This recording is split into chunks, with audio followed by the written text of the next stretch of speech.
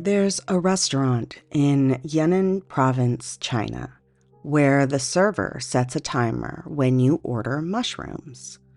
15 minutes, and before the timer goes off, they lean in and say, "Don't eat it yet, or you might see little people." The story starts with a professor at a Chinese university. Now, this professor is a real academic, peer-reviewed career, and not someone who's prone to dramatic storytelling. He ate some of these mushrooms that were undercooked. Later, he reported watching hundreds of tiny figures marching in perfect formation across his tablecloth. He lifted the cloth to look underneath, and their heads detached and stuck to the bottom of the fabric. But the bodies kept marching. He measured them, and they were exactly 2 centimeters. And here's what makes this story strange. He's not alone. Today, we're going into the forest, and I mean that both literally and figuratively, into mushroom folklore, into an unsolved neurological mystery, and into the question that sits underneath all of it. Why do we, across cultures with no contact and no shared language, even no shared history, keep producing that same hallucination? Little people, every time. You're listening to Psychology of the Strange. I'm Tara Peralt, and this show is part of the Darkcast Network. Welcome to the dark side.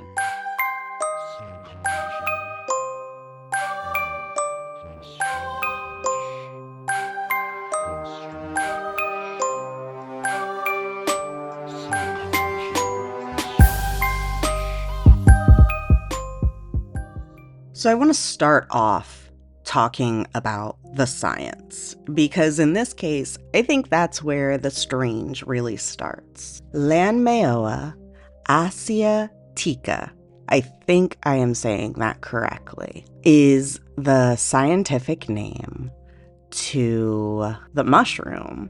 Well, one of the mushrooms we're talking about today. In Yunnan, it's known as Jin Shao King, which roughly translates to turns blue in the hand. And it's not the type of mushroom that people picture when they think of psychedelics. It's not that slender-stemmed, capped magic mushroom. It's a bolete. It's more closely related to a porcini than anything you'd find at a music festival. In fact, it's considered a choice edible, meaning people eat it for the flavor, which has been described as rich and deeply umami. The problem is that it needs to be cooked thoroughly. If it isn't, something happens. The same thing, reliably, every single time. Hospital records in Yunnan show that 96% of patients who come in after eating undercooked Lanmaoa asiatica report the same hallucination, an abundance of little people, often described maybe as elves or other small humanoids, dancing, jumping, or marching through their real-world environment. They watch these figures climb the furniture, slip under doors, scale the walls. One account describes a woman who tried to capture them. Another describes a man who spent hours trying to communicate with them. The hallucinations begin somewhere between 12 and 24 hours eating the mushroom. And that delay means that by the time the visions start, most people have no idea why. Researchers have run chemical analyses on this mushroom, and they've found nothing. No psilocybin, no muscimol, no tryptamines, nothing on any known list of psychoactive compounds. So whatever's causing this, as of right now, is chemically unidentified. Something in this mushroom reliably produces a very specific and one of the most consistent hallucinations ever documented in any naturally occurring substance, and we have no idea what it is. Researcher Colin Domnauer is a doctoral candidate at the University of Utah, and he's been studying this mushroom for years. He traveled to Yunnan and bought samples from market vendors and conducted genetic sequencing. He then got a tip about an entirely separate community in the northern Philippines who had their own name for a mushroom that made you see little people. It was the same hallucination, but in a completely different continent, and no historical contact between them. Genetic testing confirmed it. It was the same species. Then Domnauer found 4 additional related species of hallucinogenic Lanmaoa mushrooms worldwide. And there's one more layer. A Taoist text from the 3rd century CE, 1700 years ago, describes something called a flesh spirit mushroom. This text says, if you consumed it raw, it allows one to see a little person and attain transcendence immediately. 1700 years of documented little people. So now we have a real documented neurological phenomena.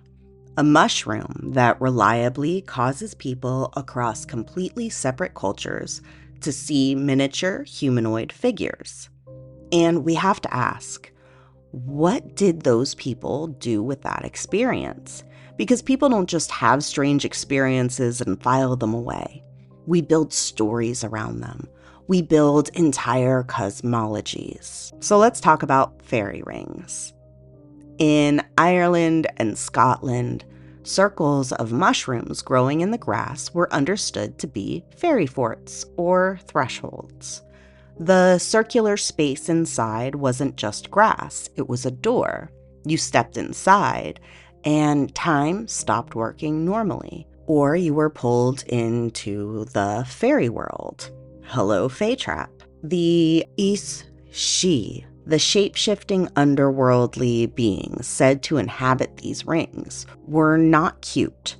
They were ancient, powerful, and ambivalent towards humans. They could shift between forms or slip between the visible world and the spirit world.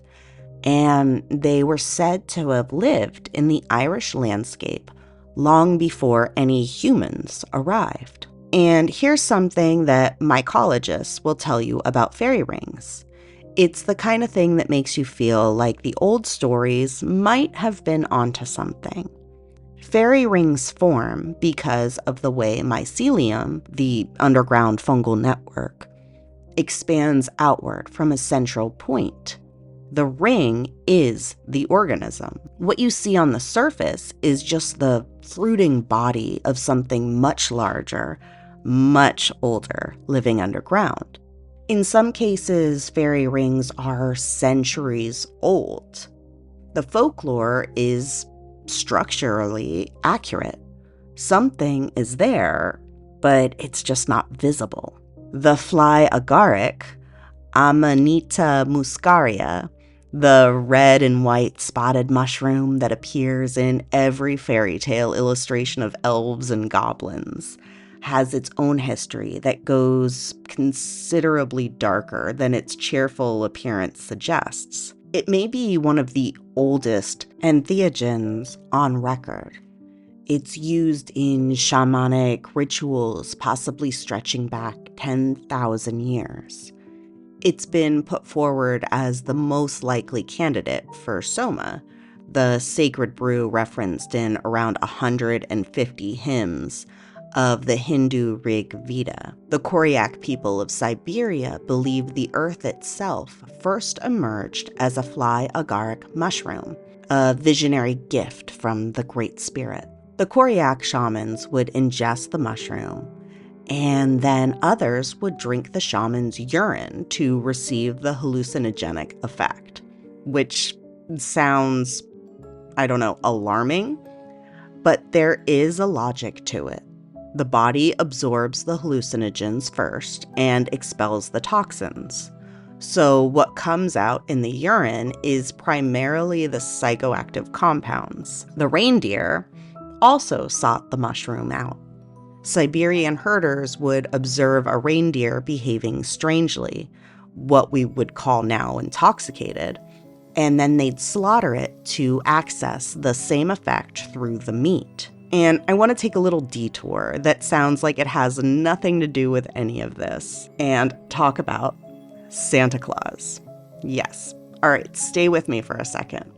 So the Koryak are indigenous people of northeastern Siberia, about as far north as people have historically managed to survive year-round.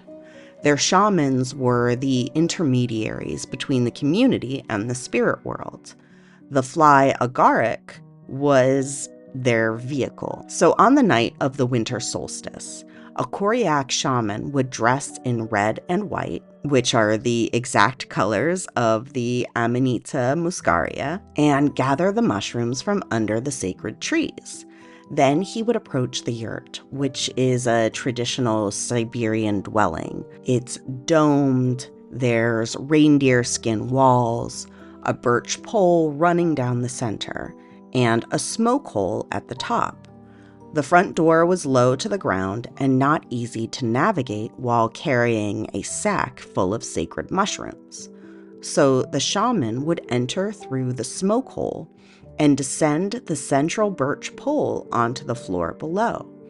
He would conduct his ceremonies and share the dried mushrooms as gifts, and then leave the same way, back up the pole and out the hole in the roof. The community understood the shaman to be capable of flight. So did the reindeer, who actively sought out the fly agaric and were visibly and dramatically affected by it. They were leaping and behaving erratically and appearing to the herders as though they were no longer bound by ordinary physics. Now, let's get back to Santa Claus for a minute.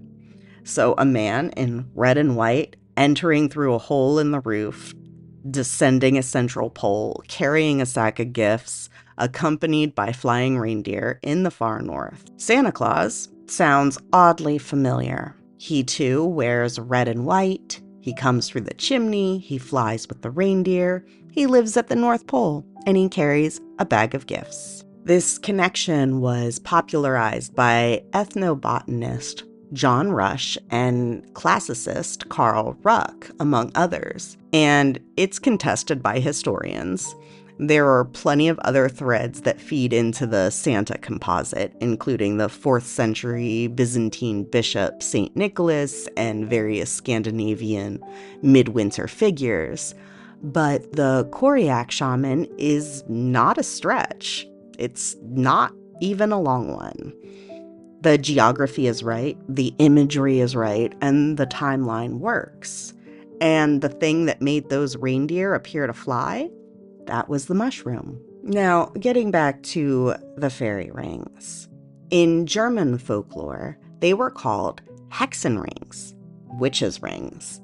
In France, they're called Ronds des Sorcières. The circular mark in the graph, left by a fungal colony, was read as evidence that something had gathered there. In the Russia and Baltic regions, mushrooms appear repeatedly in illustrations of Baba Yaga, the witch of the woods and the figure who dwells in the liminal spaces. Both Baba Yaga and fungi occupy the same mythological territory, that of transformation, decay, and thresholds between what is and what comes next. In the Congo Basin, the Bantu-speaking people honor Alankok, the mushroom mother of all things. She's believed to have created the universe. In Latvia, Senu Mate is the earth goddess who governs mushroom growth and harvest. The Colombian and Venezuelan Cuva people speak Kairi, a mushroom-hatted figure that manifests through every mushroom in the forest simultaneously, one being and many at the same time. In Japan, Shinto mountain spirits dwell in mushrooms, slipping between animal and human forms. This pattern holds everywhere you look. The mushroom is not just a food, it's not just a medicine, it's not just a hallucinogen. They seem to be beings in their own right, a home for beings you can't see.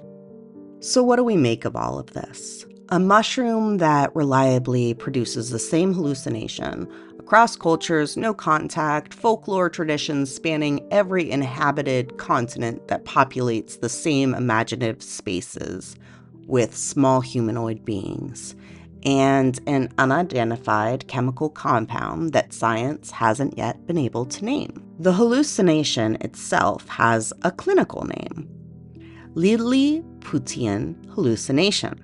The term comes from Jonathan Swift's Gulliver's Travels, and it refers to the specific phenomenon of seeing miniature humans, miniature animals, basically any miniature fantastical figure moving autonomously through real space. It's a recognized psychiatric syndrome, and it's distinct from the visual distortions typically associated with psilocybin or LSD, which tend to warp and color existing reality.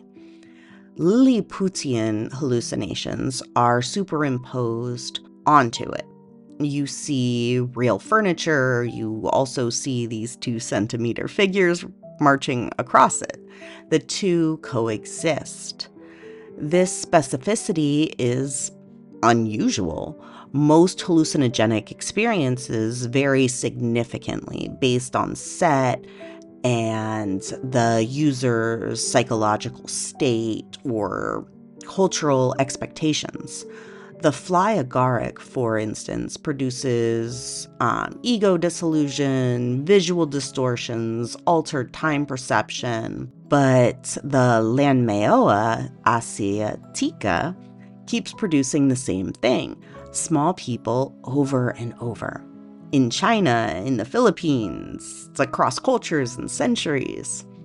So there are a few ways to think about this. One is purely neurological. Whatever unidentified compound this mushroom contains targets a very specific neural pathway, one that happens to produce the miniature humans. The brain specializes in faces and bodies, and pareidolia is the tendency to see faces in random stimuli. But it's possible that whatever this compound does, it activates the human detection systems in a very specific way, producing small autonomous figures, because that's what the system defaults to when it's overstimulated. The cross-cultural consistency of Little People mythology, which is entirely separate from any known hallucinogenic mushroom, has been studied for a long time. The folklore traditions that populate the world with small humanoid beings come from everywhere. In Ireland, the Ishi. In Japan, the Kuropakuru. Indonesia has the Orangbunian. Norse tradition has the Hidden Folk. The Inuit have the Inuat. Across Africa, there's traditions of small forest beings whose relationship to humans is fundamentally ambivalent. Sometimes dangerous, sometimes helpful, but they're always operating just outside full comprehension. So the standard anthropological explanation is attribution. People experience things they can't explain: a missing object, an illness, some kind of strange sound in the night, and construct some kind of agent to explain them. And they need to be small enough to avoid detection and powerful enough to deserve respect. So the archetype is functionally logical. It solves a cognitive problem. But when you introduce a mushroom that seems to demonstrate those beings, to make them visible, and suddenly the folklore doesn't look like an explanatory mechanism, it looks a little bit more like a map. Which brings me to something I think deserves a little bit more space in conversations like these. So in 1954, Aldous Huxley, who's the author of Brave New World, took mescaline under clinical supervision and wrote about it in a book called The Doors of Perception. The central argument of that book is this: the brain is not a receiver, it's a filter. Huxley called it the reducing valve, and under normal conditions, the brain narrows the full flood of available sensory and perceptual information down to a functional trickle. Just enough to navigate the world, find food, avoid predators, maintain social bonds, and everything else gets cut. Not because it doesn't exist, but because attending to all of it simultaneously would make ordinary life impossible. His argument was that psychedelics open that valve. They don't manufacture experiences out of nothing, but rather they reduce the brain's filtering capacity, letting through more of what's actually there. Now, 70 years or so later, neuroscience has started producing data that looks a lot like maybe Huxley was right. So research on the default mode network, which is the brain's self-referential hub, the thing that constructs your ongoing sense of identity and the boundary between self and world, shows that psychedelics significantly suppress its activity. So when the default mode network goes quiet, that rigid structure of ordinary perception starts to loosen. The brain regions that don't typically communicate start synchronizing, and the boundary between inside and outside becomes porous in a way that's neurologically measurable, not just reported. Now, I want to bring a little bit of physics into the equation. And I'm by no means a physicist, but I do enjoy a good theory. So modern physics has spent the last century building evidence that the reality we perceive is not the whole of what exists. String theory requires extra spatial dimensions beyond the three we experience. And then there's quantum mechanics, which describes superposition and entanglement that have no intuitive parallel in ordinary perception, because ordinary perception was not built to detect them. The physicist Carlo Rovelli has written about the possibility that what we call reality is itself a kind of interface, a simplified rendering of something vastly more complex, scaled to meet the needs of creatures like us. The psychedelic and shamanic traditions have been saying something pretty similar for thousands of years. Not in language of string theory, but in the language of thresholds and veils and doors. The idea that our ordinary perception is a narrow slice of something much larger. The altered states produced by mushrooms, fasting, meditation, even fevers, or near-death experiences are not departures from reality. They explain an expansion of access to it. And I'm not trying to say that any of this is true. Most of it's just theory, whether you're talking about folklore theory, physics theory, or psychological theory. But the scientific version of this is that psychedelics cause the brain to misfire in interesting ways, and the experience of expanded reality is subjective artifact of reduced filtering, not actual perceptions of extra dimensions. And that's completely defensible. But the experiences aren't random, and that's a thing I keep circling back to. They're not just chaotic noise.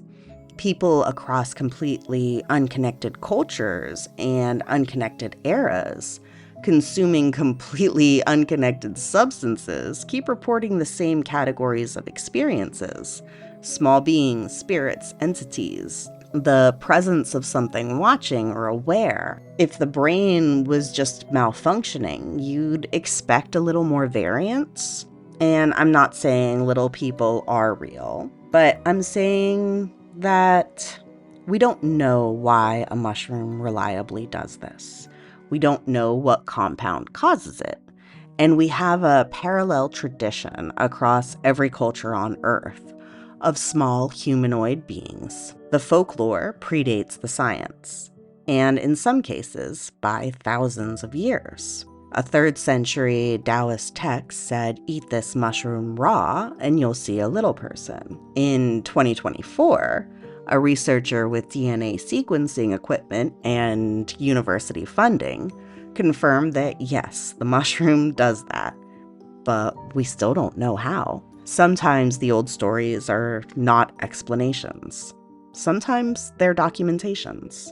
But it's one of those instances where maybe, just maybe, there might be a little grain of truth within the mushroom. But I don't know which is true, and I'm not sure it matters as much as the fact that the question remains genuinely open. And I have hoped that you enjoyed this episode. And I have recently started a Substack that goes along with each one of these episodes, that goes deeper into different areas that weren't covered in the episode. So make sure you check it out. It is in the show notes. Also, I'm on social media at psychstrangepod. Until next time, stay curious and stay strange.